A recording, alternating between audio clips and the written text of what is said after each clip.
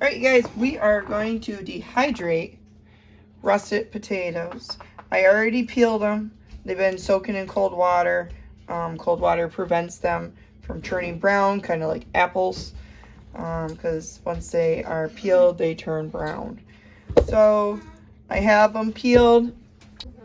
Alright, so I have some ready to go on the mandolin. I have already did some. We are cutting them thin. I'm not 100% sure how thick they are, maybe 1/8. I don't know. Here's my mandolin. It's nothing too fancy. It's got some dials on it. I am a big believer of being careful by blades. So I've got this guy. I put my potato in there. My mother-in-law bought this for me, so I'm not sure where it came from. But this is spring-loaded. So all I do is hold it down. And it goes down on its own. Try to keep my hand down the way. And then it stops. Oh, throws one out. So once that's done, I pick it up, beautifully cut, put them in cold water. So you take them out of cold water, slice them, and put them back in cold water. This will help keep their color. They'll still taste just fine. They'll just look a lot nicer. And just do this for all of them. Oop, and that one is not going to go through anymore. And then this. And of course I can make these different thicknesses, and you can raise blades up. It can make like hash brown, which I've never done yet. Maybe I'll do that with sometime. But this is my first time doing dehydrated potatoes. So we'll see how it goes. Just bought my dehydrator last weekend. And I'm driving Steven crazy with it already. Because I want to dehydrate everything. Keep seeing everything other people are doing. So this one, see, it's stuck. I don't trust trying to touch it with my fingers, so my knife comes in handy. Those in there. I'm going to get the rest of these done, and I'll show you the next step. Okay, so this is my last potato. I've had a helper, but she's hiding behind the camera right now. She's not decent. She got her shirt all wet from helping me get the potatoes out. Let's go say hi. You want to say hi? Just don't show yourself. Just say hi. Hi. Hey, guys. All right, there we go, you guys. We are done with this. I'm going to slide that over the blade for now. Evie knows better than touching anything, but just in case, we'll put it over here. I do have a blade cover, but when the blade's dirty, I really don't want to put it on there.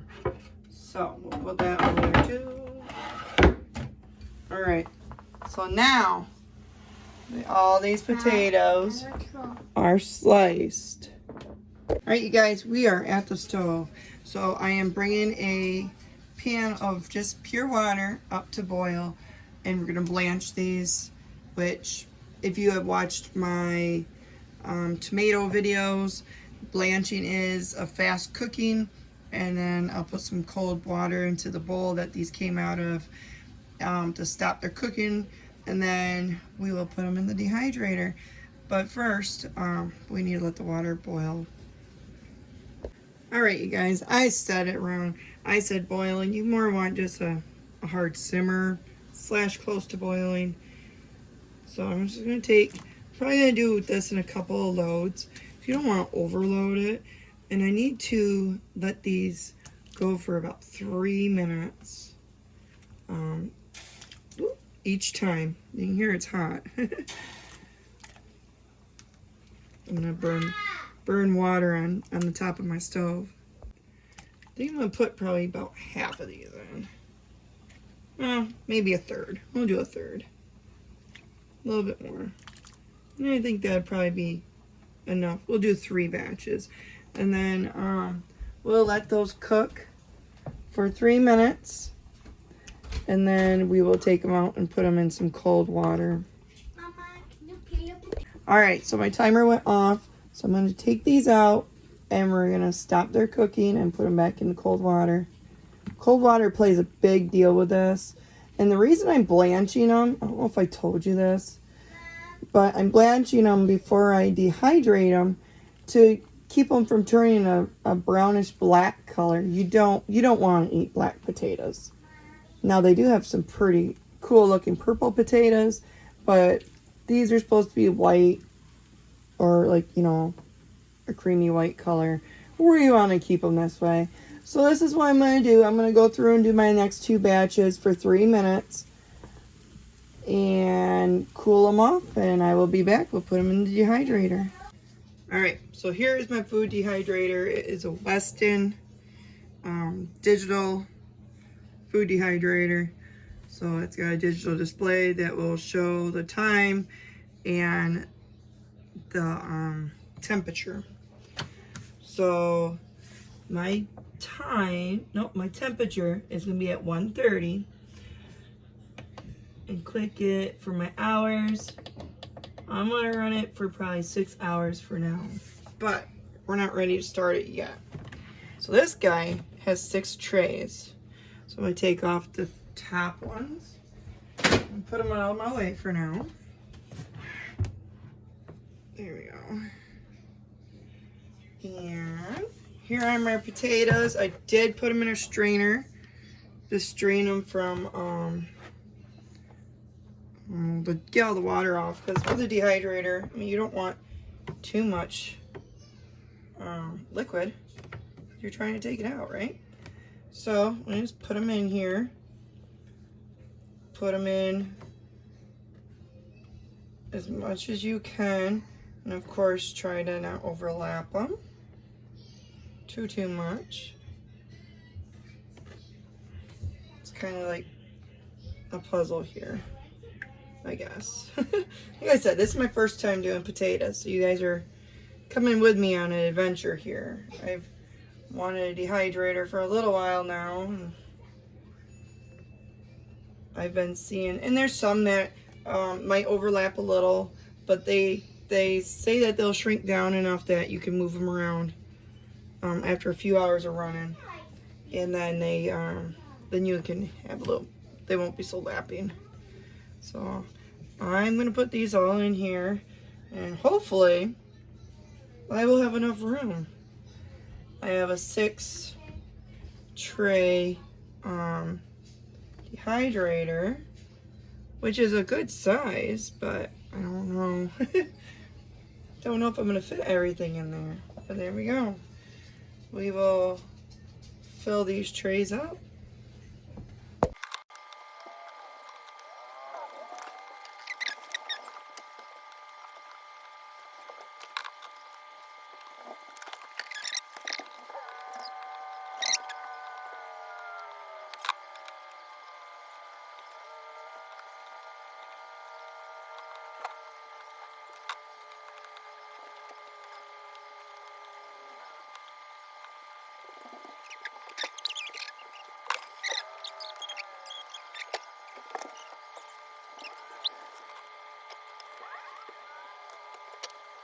All right, you guys, that was a 5-pound bag of potatoes, and there's some left, but I'm gonna pan fry these for Lily. If not, if you didn't want to cook them before, you could just put them in cold water, put them in the fridge for the next batch that you want to do. So now I need to put my lid on.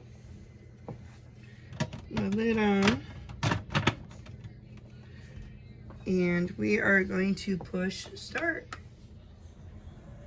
So this is going to run at 130 degrees for I'm going to put it for 6 hours for now, just to double check it, and I can move things around because some of the taters are slightly overlapping.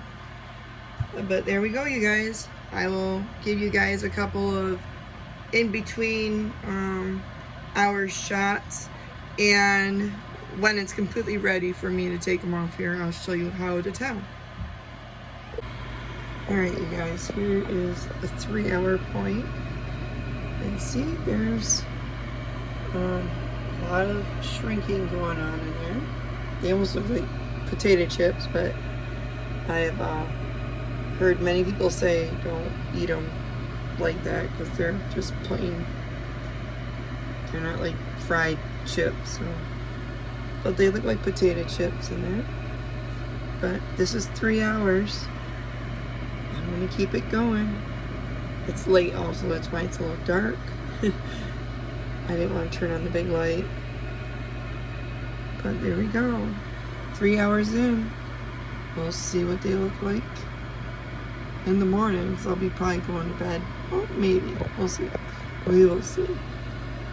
We'll see how late I stay up. Alright. We're in the morning. Almost afternoon. It's been running 8 hours now. It turned off late last night because I fell asleep and didn't get back up.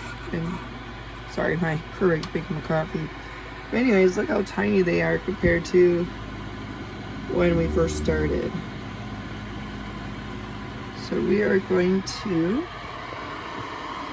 pause. Get 2 hours left. I put it for another 6 hours when I went to sleep. Let's see. So what we want is a crunchy potato. Not spongy, crunchy. Oh, see, it's still... It didn't break like a big snap like it should have. It did snap, but look, it's holding on. So...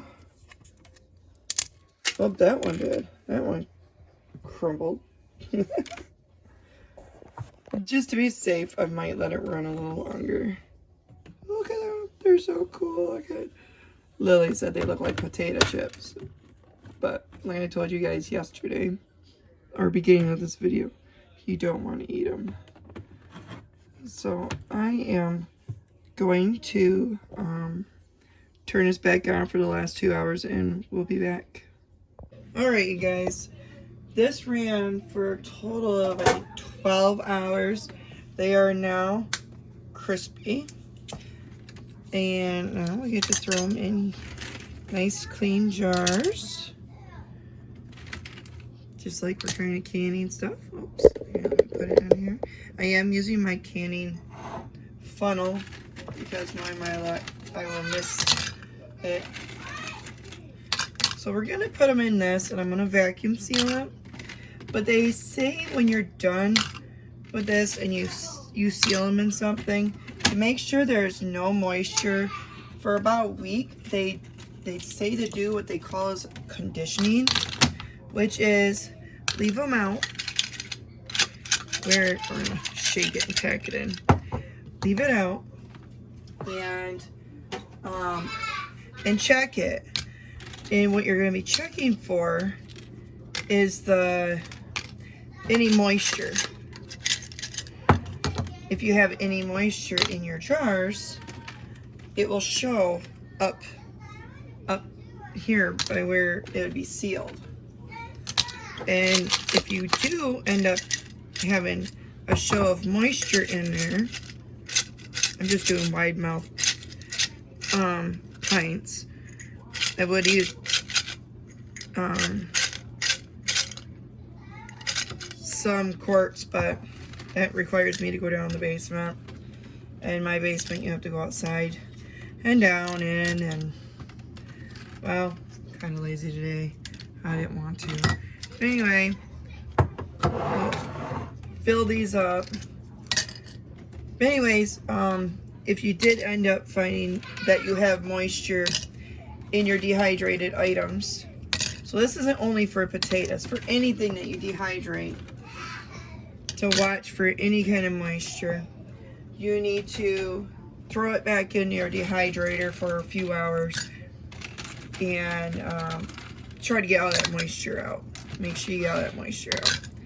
Because if you don't get that moisture out, or condition as they call it, you can end up getting moldy, mildewy food, and that's the complete opposite of why we dehydrate. I am not really anywhere near a pro at this. I am myself still learning a lot of fun things. There is so much I want to do, but I don't have enough time to do it all because I am a human being that only has 24 hours a day. So, when I have more time, well, as time permits, I will get more and more homesteading type fun videos on here. But I'm going to work on filling these up, and I will be back. Alright, you guys, we got 3 pints. I did not think we were going to be able to make it, but we did. So, now we are going to vacuum seal these. Need to take the attachment off. This on there, and we're going to vacuum seal it. And all these are clean. I already checked them before I turned on my video. You don't have to clean them with like vinegar or anything, like when you have your when you're actually canning. You just want them to be nice and clean.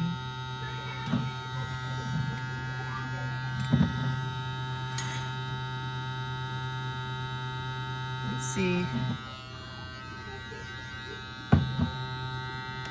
I think that's probably long enough.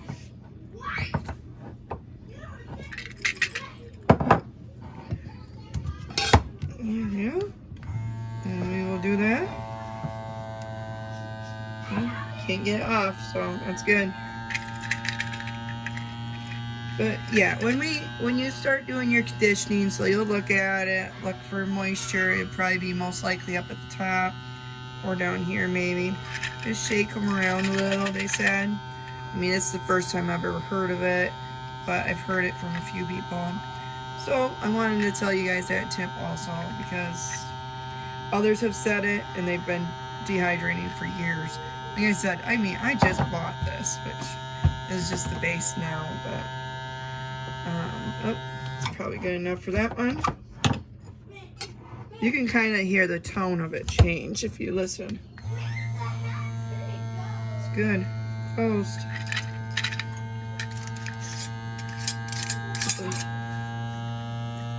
You hear it a little bit. I let it go at least until for 30 seconds. There you go. And these are pints, so that means they're 2 cups. And I believe basic recipes for scalp potatoes and au gratin and stuff take about 2 cups of dehydrated. So these are probably enough potatoes to do 3 meals if I'm reading it right or learnt right, you know what I mean. There we go, you guys. We have ourselves dehydrated potatoes. And as long as my dehydration was full, these should last a long time on my shelves by using my vacuum sealer gadget guy. I need to wipe him off. And I still have that sticky on it from the last time I used it. But there we go. I will try to remember to put the link to this and to the vacuum sealer in the link. And then also the link to my dehydrator in the descriptions also. So they'll wipe these down and clean them out so I can start dehydrating something else.